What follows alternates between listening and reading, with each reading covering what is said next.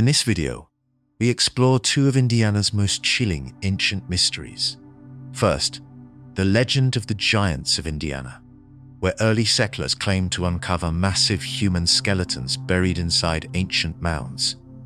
Were these real discoveries, exaggerations, or something intentionally hidden from history? Then, we travel to Vincennes, where mysterious petroglyphs etched into stone continue to puzzle researchers.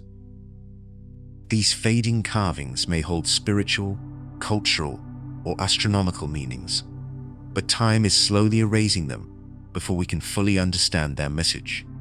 Are these just misunderstood pieces of history, or evidence of something far more mysterious?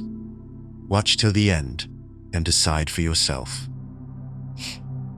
The Giants of Indiana. Mound Legends. Imagine you're digging into the quiet earth of Indiana, expecting nothing more than old tools, maybe pottery, and instead you uncover bones that seem too large to belong to any normal human. That's exactly the kind of story that has haunted Indiana for generations. The legend of the Giants of Indiana is one of those mysteries that refuses to disappear. It sits somewhere between history and rumor, science and imagination. And the strange part is, it didn't start as a campfire tale. It began with real reports, written down by early settlers, farmers, and even a few people who claimed to be scientists of their time. Back in the 1800s, when much of Indiana was still being cleared and settled, people often came across ancient burial mounds. These weren't small hills. Some were large, carefully shaped earthworks built long before European settlers arrived. No one living there at the time knew exactly who built them. They were already ancient. Naturally, people started digging, and that's when the strange stories began. Several accounts from that time describe skeletons that were different, taller than expected. Some reports claimed skeletons measuring 7, 8, even 9 feet long. A few stories went further, describing unusually thick bones or skulls with strange shapes. To the people who found them, there was only one explanation: giants. Now, it's important to understand the mindset of the time. Archaeology wasn't really a proper science yet. There were no strict methods, no careful preservation, no clear understanding of ancient cultures in North America. So when settlers saw something unusual, they filled in the gaps with imagination, fear, or excitement. But still, the number of stories is what makes this mystery interesting. It wasn't just one farmer making a wild claim. Reports came from different parts of Indiana, especially near mound sites. Some local newspapers even published these stories, describing discoveries of giant skeletons as if they were real news. So the big question is, were these giants real? Or were people simply misunderstanding what they found? Let's break it down. First, there's the possibility of exaggeration. Imagine digging up a skeleton that's slightly larger than average, maybe 6.5 feet tall. Today, that wouldn't seem unusual, but in the 1800s, when the average height was much shorter, that could seem enormous. Add a bit of storytelling, and suddenly that skeleton becomes 8 feet tall. Then there's the issue of measurement. Early excavations were not careful. Bones could be moved, stretched out, or even misassembled. A skeleton laid out incorrectly might appear longer than it actually was. Another factor is preservation. Over time, bones can shift in the soil. Flooding, erosion, and pressure can move them out of place.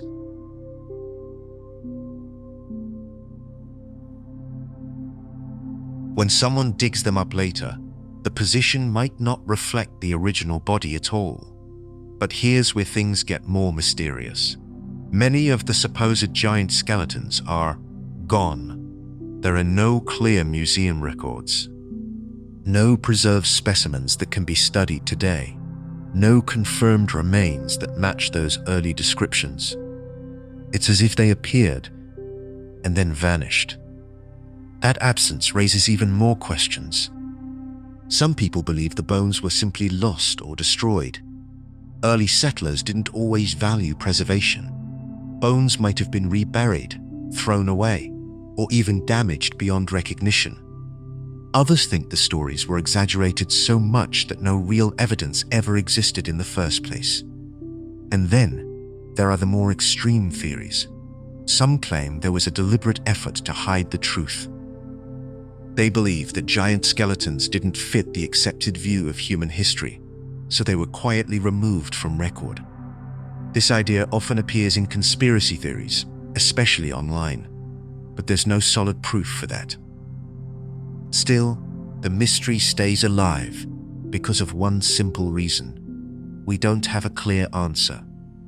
Modern archaeologists who study Indiana's mounds, built by cultures like the Adena and Hopewell, have found many skeletons, but none that clearly match the giant claims. Most remains fall within normal human ranges, though some individuals were taller than average, and yet the old stories refuse to die. Maybe it's because they tap into something deeper. The idea that before us there were people who were different, bigger, unknown, forgotten. Or maybe it's just human nature. We like mysteries. We like the idea that something strange once walked the same land we do. If you visit some of these mound sites today, you won't see giants. You'll see quiet hills, grassy and calm, often protected by fences or signs. Some have been preserved as historical sites, while others have been damaged over time by farming and development. That's one of the sad realities. Many mounds were destroyed before anyone could properly study them. Plowed over, flattened, or dug into without care. If there ever was unusual evidence, it might have been lost forever during those early years. But there's also a positive side. Today, archaeology is much more careful. Sites are studied with respect. Native American history is better understood and honored. Instead of wild digging, there are controlled excavations, advanced tools, and a focus on preserving what remains. So in a way, the mystery of the giants of Indiana is also a story about how we've changed, from curiosity without understanding to careful study with respect. My opinion? I don't think there were true giants walking around Indiana in ancient times. There's just no solid evidence for that. But I also don't think all the stories were completely made up. I think people did find something unusual, maybe taller individuals, maybe strange burial positions, and they tried to explain it the best way they could. Over time, those explanations grew into legends. And once a story like that starts, it never really disappears. Even now, if someone claimed they found a giant skeleton in Indiana, people would listen. Some would believe it immediately, others would demand proof. And the debate would start all over again. That's the power of a good mystery. As for the present situation, most of the original mound sites are either protected or already damaged beyond recovery. There are no verified giant skeletons on display anywhere. Archaeologists continue to study the mounds, but they focus on real, evidence-based history rather than legends. So today, the giants of Indiana exist only in stories. Stories that began with real discoveries, but grew into something much larger than the truth. And maybe that's the real mystery. Not whether giants existed, but how easily human imagination can turn the unknown into something unforgettable. Vincennes Petroglyphs, fading messages. Imagine standing in front of a rock, not just any rock, but one that has been quietly holding messages for hundreds, maybe even thousands of years. No paper, no ink, no clear language. just symbols, carved into stone, and no one today fully understands what they mean. That's the mystery of the Vincennes Petroglyphs. Near the historic town of Vincennes, along quiet natural areas that don't look very special at first, there are rocks that carry markings left behind by ancient people. These carvings are called petroglyphs, images chipped or scratched into stone surfaces. At first glance, they might seem simple. Lines, shapes, strange figures. But the more you look at them, the more questions start to appear. Who made them? Why were they made here? And most importantly, what were they trying to say? These petroglyphs are believed to be created by Native American groups who lived in the region long before modern cities existed. This land, now calm and mostly quiet, was once alive with movement. Tribes traveling, hunting, trading, and living in close connection with nature. And somewhere in that life, someone took the time to carve these symbols into stone. That alone is interesting, because carving into rock is not easy. It takes effort, time, and purpose. You don't do it randomly. You do it because what you're creating matters. So what did these symbols mean? Some researchers believe they could represent spiritual ideas. Maybe they were connected to rituals, ceremonies, or beliefs about the world and the unseen forces around them. Others think they might be a form of communication, messages left behind for others, directions, warnings, or records of events. There's also a theory that they could be linked to astronomy. Some shapes might represent stars, constellations, or important times of the year, like seasons or harvest periods. But here's the problem. There is no clear translation. Unlike ancient Egyptian hieroglyphs, which we eventually learned to read, these petroglyphs don't have a key that helps us understand them. There is no known written record explaining their meaning, no direct connection to a language we can fully decode. So we're left guessing. And that's where the mystery deepens. Different experts look at the same symbols and come to different conclusions. One person sees a human figure, another sees a spirit, someone else sees a map. Who is right? Maybe none of them, or maybe all of them are seeing only a small part of a much bigger picture. And then there's another layer to this mystery: time. These carvings have been exposed to the elements for generations. Rain, wind, heat, cold, all slowly wearing them down. The sharp lines that once made the symbols clear are now fading. Some carvings are barely visible anymore. It's like the message is slowly disappearing. And that creates a strange feeling, because it means that whatever these ancient people wanted to say, we might never fully hear it. There's something almost haunting about that. Imagine writing something important, something you want future generations to understand, and knowing that over time, it will slowly fade until no one can read it anymore. That might be exactly what's happening here. But not all the damage comes from nature. Human activity has also played a role. In the past, some people didn't understand the value of these carvings. Rocks were moved, touched, even damaged. In some cases, modern markings were added on top of ancient ones, making it even harder to tell what's original and what's not. That's one of the negative realities of the site today: loss of detail, loss of clarity, and in some cases, loss of authenticity. But there is also a positive side. Today, there is much more awareness about protecting these sites. Archaeologists and historians are working carefully to document what remains.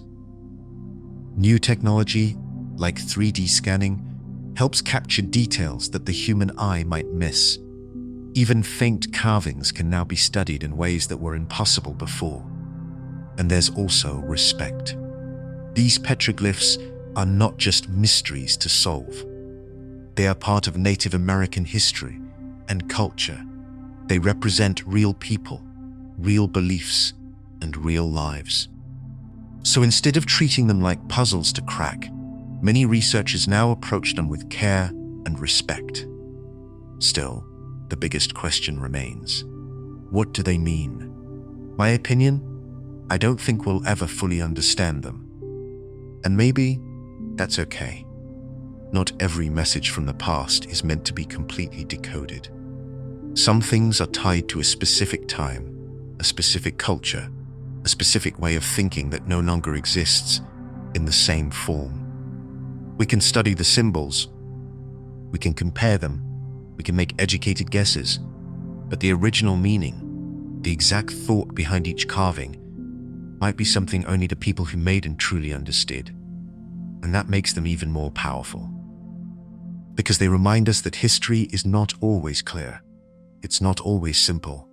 Sometimes it's quiet, incomplete, and slowly fading. If you were to visit the area around Vincennes today, you might not even notice these carvings at first. They don't stand out like giant monuments or famous landmarks. They are subtle, hidden in plain sight, blending into the natural landscape. Some are protected, some are fragile, some are already too worn to recognize. That's the present situation. On one side, we have preservation efforts, technology, and growing respect for history. That's the positive. On the other side, we have time itself, slowly erasing the details, making the mystery deeper, but also more difficult to solve. So right now, the Vincennes Petroglyphs sit in a quiet balance. Still there, but fading. Still visible, but not fully understood. Still speaking, but in a language we may never truly hear. And maybe that's what makes them one of Indiana's most haunting ancient mysteries.